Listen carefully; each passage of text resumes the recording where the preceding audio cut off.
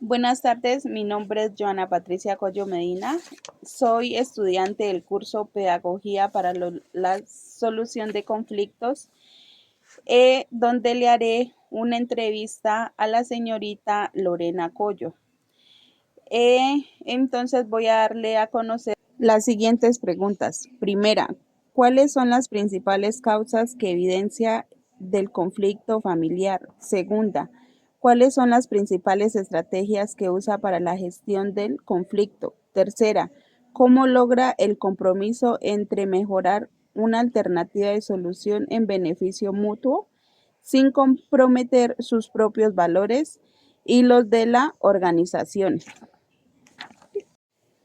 A continuación, le voy a dar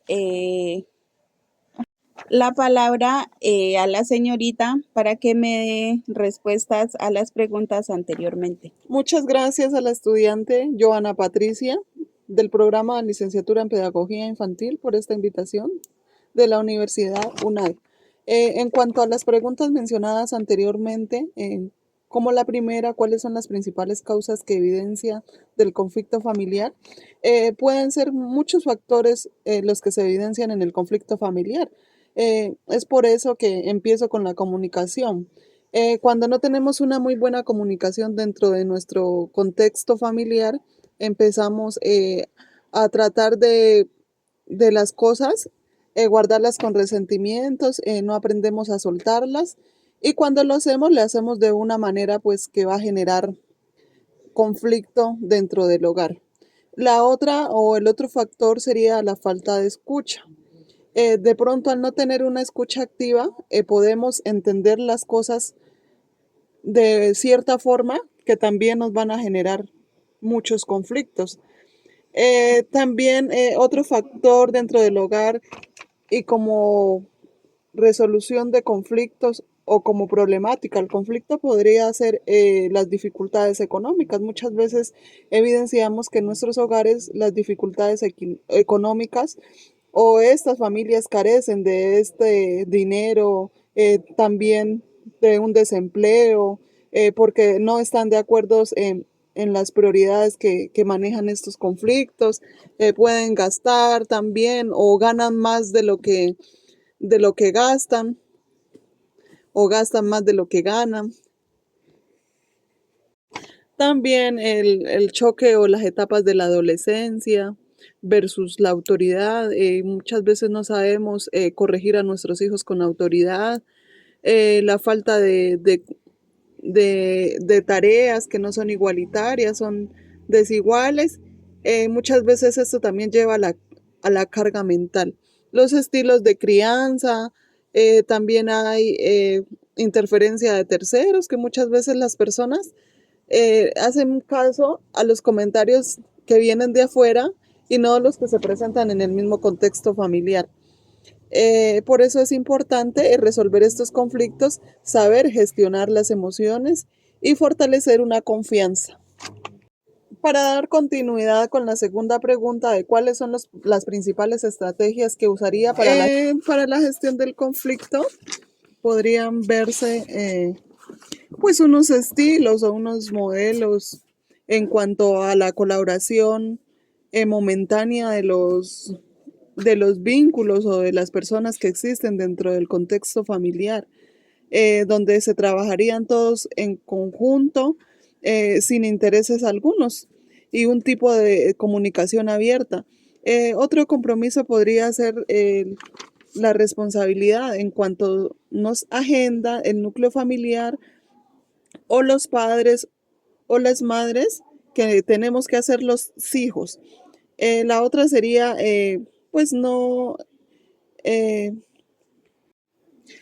otra estrategia podría ser la escucha activa también, sobre todo esto que nos están diciendo, saber escuchar las cosas para así tener una validez de lo que estamos haciendo. También entiendo que en el lugar de las técnicas de comunicación, también tienen que haber unas técnicas de comunicación asertiva. Entonces es la que resuelve o determina los conflictos. Bueno, las estrategias como persona y como invitada del que uso para la gestión del conflicto es primero la escucha, segundo tener un respeto, tercero una comunicación activa o asertiva, donde siempre haya el respeto, donde siempre haya la escucha, donde si queremos que nos escuchen, pues también tenemos que escuchar a los demás y que dentro de nuestro contexto familiar o contexto del conflicto familiar siempre haya un buen diálogo, que nos sentemos y nos escuchemos todos sin juzgar, sin esperar que el otro se equivoque, sino que siempre estar ahí opuestos a que las palabras se las lleva el viento y a mí me lleva. Y para dar finalización con la tercera pregunta de cómo logra el compromiso entre mejorar una alternativa de solución, beneficio mutuo sin comprometer sus propios valores o los de la organización, pues los valores no los estaría comprometiendo, dado que en nuestra organización, esas estrategias operativas, hay que separar siempre las personas de los problemas, identificar cuáles son esos intereses reales. Siempre hay que establecer límites y normas de respeto. También acordar que no se puede hablar gritado, que si estoy de pronto hablando en una organización, en una empresa, siempre estar moderada, siempre hablándole con respeto a los demás y tratando de resolver las dudas, las inquietudes que se presenten. Adicional a esto, sería muy bueno también mencionar que como alternativa de solución y que sé que es beneficio mutuo, no puedo comprometer a las demás personas porque soy yo la que de una u otra manera estoy buscando esos valores y que resalten en mí como persona para que se queden las demás con ese foco que tengo. Para la gestión del conflicto podrían verse pues unos estilos o unos modelos en cuanto a la colaboración momentánea de los vínculos o de las personas que existen dentro del contexto familiar, donde se trabajarían todos en conjunto sin intereses algunos y un tipo de comunicación abierta. Otro compromiso podría ser la responsabilidad en cuanto nos agenda el núcleo familiar o los padres o las madres que tenemos que hacer los hijos. La otra sería, pues no, eh,